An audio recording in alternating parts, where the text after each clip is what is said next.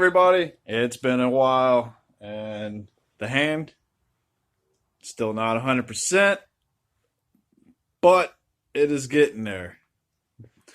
So, the healing part, that's all done and over with. So I should be able to do something. I'm gonna try. I have to work on the B20B swap Civic. I'm gonna flip this around and show you what I got to do.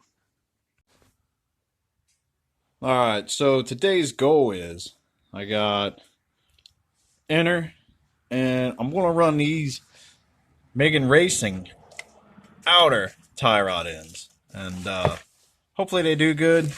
You know, when you lower your vehicle and stuff, if you notice how your tie rod ends, you know, are angled up from, you know, where you're lowering the car, it's not good.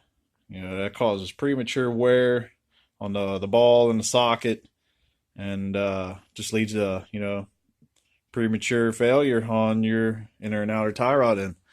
So what these do, they bolt on the bottom instead of the top. And when I get this thing jacked up and the wheels off, I got to get little man out of here so he could do most of the work for me. That puts it more in line and, you know, level. So I'm gonna give these a whirl. Hopefully they're bang for their buck. You know, they're not cheap. All right, so after you get it jacked up, put it on jack stands, make sure it's secured. Then you can buzz off your wheels.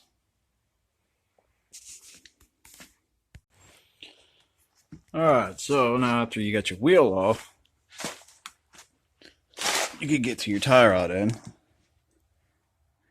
You'll take out your carter pin, buzz your castle nut off, smack the side of the steering knuckle with the hammer, and it should pop it right out. Me, I like to try to leave them intact.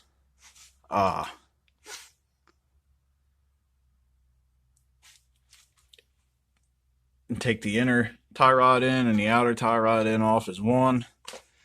If not, then I'm going to have to, if I can't get anything in there, it's looking tight, I might be able to turn the wheel and get that off with a big crescent wrench or a pipe wrench and go from there. Alright, I'm going to try to do this holding the camera, but see right there, that's where I hit. Give it a couple good whacks, and she is out. Now, let me see. That inner tie rod end feels good. This outer is starting to get a little loose. I don't really feel nothing too funky going on. So what I'm gonna do next, I'm gonna get in right back there. You can't see. Get my light. Alright. Try to point right there. That's where you're gonna break it loose. That way it comes off the steering rack.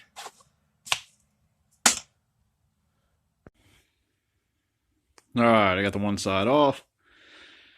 Want to get this together, and then get it measured out. Pull a tape measure. I'm going to try to go from center of the grease fitting to the end right here where you usually put your, you know, the tool on. I'm going to measure from there to there so I get a measurement and try to get this as close as I can, so when I do my alignment, it'll make it a little easier. It's not too far out. Just speed up the process, more or less. A lot of people, you know, they count the threads. I like measuring with a tape. Alright, let me point out on this, when you're putting these on, make sure you take the load, well, you put a load on the suspension. So you get the jack underneath it. As you see, I had to put a new control arm on. I already got that did. So I got a lot of stuff to do on this. Actually, I might be selling it come next weekend once I get all this work done. But that guy goes in there like that. And you have this other piece. The other one's built onto it.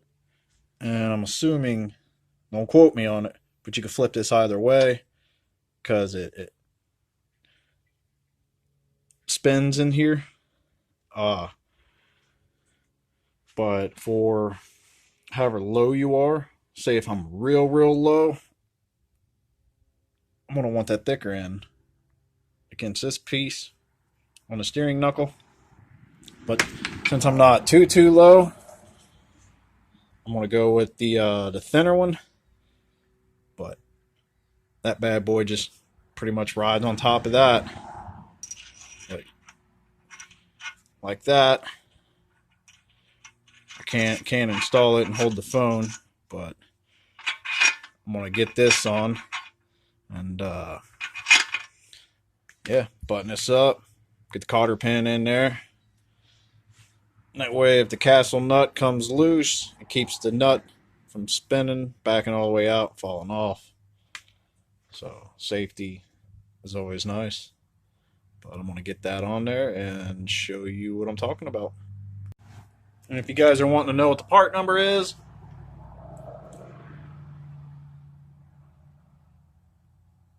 that's your part number. And as you see, it's a 2-piece set. And it is upside down insulation. And that means it goes on the bottom of your steering knuckle, opposed to your traditional tie rod end where it goes on the top. Alright, so when you get it in there, that's how it should look. And as you see, it's more level now. I got my buddy coming over so we can finish adjusting these. And that way I don't hurt my hand because I'm trying to do all this left-handed. Because my right hand still is healing a little bit, but it's getting there and I'm making do. Alright, so the alignment's set. Did the ride height, I dropped it down a lot more. The rear I need to do still. My dude Bryce came over and did that for me. So it requires 2 hands. But yeah, man. The front's sitting nice. Might lower it a little more. I still have room to go lower. I think next I need to get this oil leak over here where this cam cap is and get that situated. And get all that cleaned up so it's not leaking oil. Then eventually, either today or sometime this week, that guy right there, that PLM header, is going to get thrown on there. And it looks like the tubes are bigger, so it should flow a lot better. And I'm curious of how it's going to sound.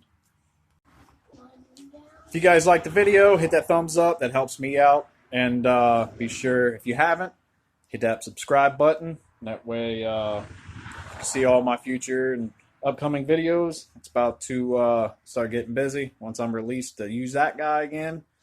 And yeah, a lot more stuff on the way.